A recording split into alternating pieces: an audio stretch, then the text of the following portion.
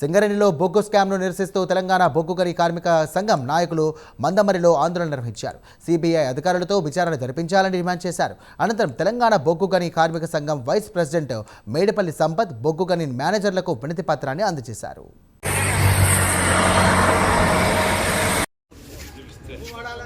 కార్మికుల ఐక్యత, కార్మికుల ఐక్యత, జై తెలంగాణ. ఒక్క నిమిషం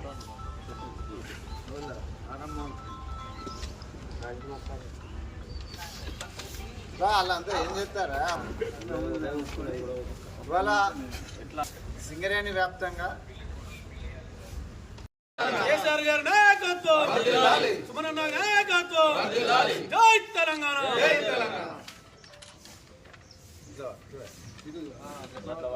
కార్మికుల ఐక్యత, కేసీఆర్ నాయకత్వం, ఈశ్వరన్న నాయకత్వం, సుమనన్న నాయకత్వం, రాజిరెడ్డి అన్న నాయకత్వం, సింగరేణిలో వేసిన టెండర్లను, సైట్ విజిటింగ్ పేరుతో సింగరేణిలో వేసిన టెండర్లను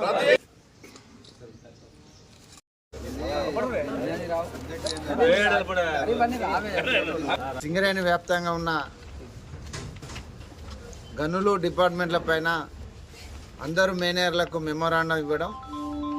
ఈ మెమోరాండం యొక్క ముఖ్య ఉద్దేశం ఏంటంటే, ఈ మధ్యకాలంలో మన గౌరవ మాజీ మంత్రివర్యులు శ్రీ హరీష్ రావు గారు సింగరేణిలో జరుగుతున్న పరిణామాలపైన వాస్తవాలను వెలికితీస్తూ మొన్న ఒక ప్రెస్ మీట్ పెట్టడం జరిగింది. 2024 జూన్ తర్వాత సింగరేణిలో సైట్ విజిటింగ్ సర్టిఫికేట్ పొందిన వాళ్ళు మాత్రమే టెండర్లు వేయాలనే ఒక నిబంధనను తీసుకొచ్చి వాళ్ళ సింగరేణి కార్మికులకు చెందాల్సిన లాభాలను వాళ్ళ కాంగ్రెస్ నాయకులు, వాళ్ళ కాంట్రాక్టర్లకు, వాళ్ళ అనుచరులకు లబ్ధి చేకూర్చే విధానాన్ని రద్దు చేయాలని డిమాండ్ చేస్తూ వాళ్ళ సింగరేణి వ్యాప్తంగా ధర్నాలు చేయడం జరుగుతూ ఉన్నది. ముఖ్యంగా మొన్న వారం రోజుల క్రితం ఏబిఎన్ ఛానల్లో కానీ ఎన్టీవీ ఛానల్లో కానీ జరిగిన వాస్తవాలను మనం ఒకసారి కార్మిక వర్గం అంతా మనం ఆలోచించుకోవాల్సిన అవసరం, బాధ్యత మనందరిపైన ఉన్నది. ముఖ్యంగా వాస్తవంగా సింగరేణిలో ఏం జరుగుతూ ఉన్నది, ఇవాళ ఒక నైనీ బ్లాక్నే రద్దు చేయడం కాదు, నైనీ బ్లాక్ కూడా దాంట్లో దాదాపు 5,000 కోట్ల రూపాయల అవకతవకలు జరిగినాయి. కాబట్టి ఎన్టీవీలో వార్త వచ్చిన తర్వాత గౌరవ డిప్యూటీ సీఎం బట్టి విక్రమార్క గారు ఒక నైనీ బ్లాక్ను మాత్రమే టెండర్ను రద్దు చేయడం జరిగింది. దానికన్నా ముందు సింగరేణిలో 7 టెండర్లు సైట్ విజిటింగ్ సర్టిఫికేట్ పొందిన వాళ్ళను ఇవాళ దాదాపు 2-3 వేల కోట్ల రూపాయల కుంభకోణాలు సింగరేణిలో జరిగినాయి 7 ఓసీలలో.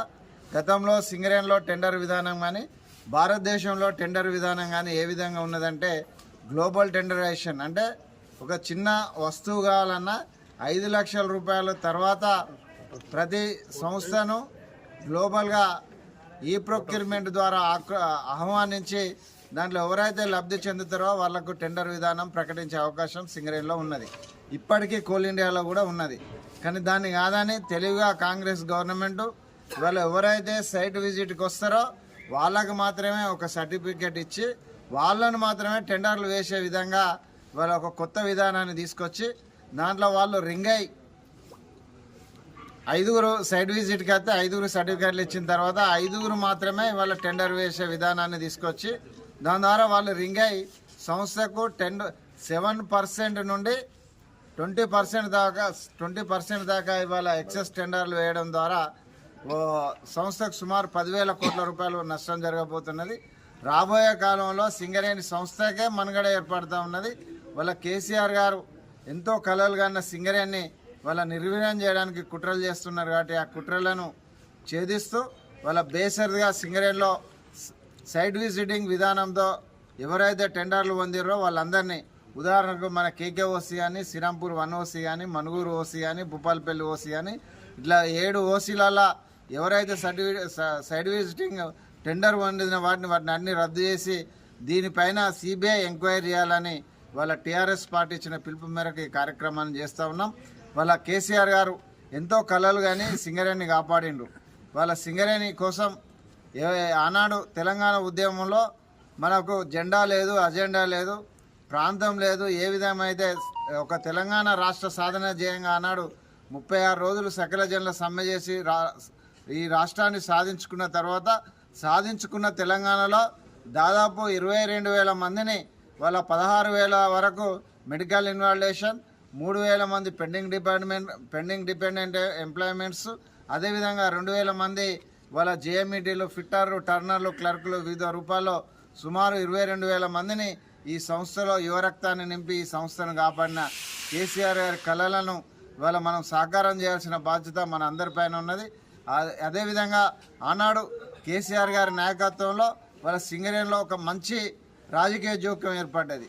వాళ్ళ సింగరేణిలో టీఆర్ఎస్ గవర్నమెంట్లో ఏర్పడిన రాజకీయ జోక్యం ద్వారా 22,000 మంది ఉద్యోగాలు వచ్చినాయి. వాళ్ళ ప్రతి కార్మికునికి 50,000 రూపాయలు ఇల్లు కట్టుకుంటే ఇంటి రుణాన్ని 10 లక్షలకు 50,000 రూపాయలు ఇవ్వడం, తల్లిదండ్రులకు ఒక గొప్ప స్కీమ్ కార్పొరేట్ వైద్య సౌకర్యం వాళ్ళ కోల్ ఇండియాలో ఎక్కలేని విధంగా అది కల్పించడం, వాళ్ళ కోటర్ నిర్మించుకున్న సొంతింటికి ఏసీ సౌకర్యాన్ని వాళ్ళ డైరెక్టర్ జిఎం స్థాయిలో కానీ వాళ్ళకి ఏ విధంగా ఏసీ సౌకర్యాలు ఇచ్చిరో కార్మికుని ఇంటికి కూడా ఏసీ సౌకర్యాలు ఇవ్వడం, వాళ్ళ ప్రమోషన్ల పాలసీని వాళ్ళ ఫిట్టర్, ఎలక్ట్రీషియన్, టర్నర్లకు, టెక్నీషియన్లకు 1వ కేటగిరీ నుండి 4th కేటగిరీ ఇవ్వడం, మైనింగ్ యాక్సిడెంట్లో చనిపోయిన వాళ్లకు వాళ్ళ ఎస్ఎస్ఎఫ్ సోషల్ సెక్యూరిటీ ఫండ్ కింద 20 లక్షల రూపాయలు ఇవ్వడం, వాళ్ళ నార్మల్ డెత్ అయిన వాళ్ళకు 15 లక్షల రూపాయలు ఇవ్వడం, వాళ్ళ గొప్ప స్కీమ్గా మైనింగ్ యాక్సిడెంట్లో అయితే వాళ్ళ బ్యాంకుల ద్వారా 60 లక్షల రూపాయలు ఆనాడు అగ్రిమెంట్ చేసుకుంటే వాళ్ళ 1 కోటి రూపాయలకు వచ్చినాయి. వాళ్ళ గొప్పగా ఈ సింగరేణిని కాపాడుకున్న సింగరేణిని వాళ్ళ సింగరేణి ఉత్సవాలను కూడా చేసుకునే పరిస్థితిని కూడా ఇవాళ సింగరేణిలో లేకుండా చేసినాయి వాళ్ళ కాంగ్రెస్ గవర్నమెంట్. వాళ్ళ లాభాలన్నీ ప్రైవేట్ వాళ్ళకి ఇస్తే వాళ్ళ సింగరేణి డేని కూడా మనం నిర్మించుకునే పరిస్థితి లేదు. అదేవిధంగా మెడికల్ బోర్డును కూడా వాళ్ళ వాస్తవంగా రద్దు చేసినట్టే. మొన్న జరిగిన మెడికల్ బోర్డు అది మెడికల్ బోర్డు కాదు, అది ఎవరైతే గుండె స్టంట్ పడ్డ వాళ్ళు, పెరాసిస్ వచ్చిన వాళ్ళు, క్యాన్సర్ వచ్చిన వాళ్ళకు మాత్రమే పెట్టిన బోర్డు. ఆ బోర్డులో 125 మంది బోర్డుకి వెళ్తే కేవలం 25 మందిని మాత్రమే ఇన్వాల్యుయేషన్ చేస్తే మొన్న వాళ్ళ బాధ వర్ణాతీతం. వాళ్ళని చూస్తే కళ్ళకెళ్ళి దుఃఖం వస్తుంది, ఏడుపు వస్తుంది. వాళ్ళందరినీ తీసుకెళ్ళి ఒక బాధ్యతాయుతంగా ఇవాళ టీఆర్ఎస్ మా బీఆర్ఎస్ ఎమ్మెల్యే గారు, మాజీ మంత్రి శ్రీ హరీష్ రావు గారి నాయకత్వంలో, మన ఈశ్వరన్న, మన రాజిరెడ్డి అన్న గారి నాయకత్వంలో వాళ్ళందరినీ తీసుకెళ్ళి హైదరాబాదు గౌరవ డైరెక్టర్ దగ్గర తీసుకెళ్ళి వాళ్ళను ఒక పెరేడ్ చేసి కాళ్ళు లేని వాళ్ళను, గుండె బైపాస్ సర్జరీ అయిన వాళ్ళను, పెరాలసిస్ వచ్చిన వాళ్ళను, పైపులు పట్టుకొని తిరిగే వాళ్ళను కూడా డైరెక్టర్ గారికి ప్రత్యక్షంగా చూపించి వాళ్ళ సింగరేణి కార్మికుల పరిస్థితిని కూడా వివరించింది వాళ్ళ తెలంగాణ బొగ్గని కార్మిక సంఘం, వాళ్ళ బీఆర్ఎస్ పార్టీ.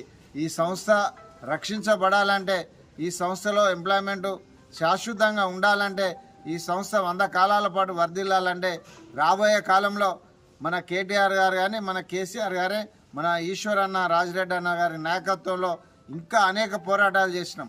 వాళ్ళ లాభాల వాటాను 16% నుండి 32%కి రావడానికి మనం మొన్నటి చేసిన పోరాటాల కార్యక్రమం. మెడికల్ బోర్డు విషయంలో మనం అందరం పోరాటాలు చేసినాం, హైదరాబాద్లో పోరాటాలు చేసినాం.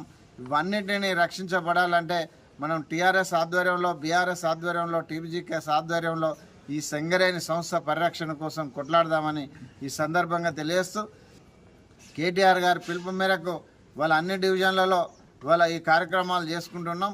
భవిష్యత్తులో మన బాల్క సుమన్ గారు, అదేవిధంగా మన కేటీఆర్ గారు వచ్చే పిలుపుని అందుకొని ఇంకా రాబోయే ఏ వేదికైనా టీఆర్ఎస్ పక్షాన మీరు అందరూ ఉండాలని ఈ మెమోరాన్ని మన డీజీఎం ద్వారా మనం జీఎం గారికి, సిఎన్ఎం గారికి ఇవ్వబోతున్నాం. కాబట్టి దయచేసి మీరంతా విఘ్నులైన మీరంతా ఇప్పటికే ఏం జరుగుతుందో సింగరేణిలో మీ అందరికీ తెలుసు.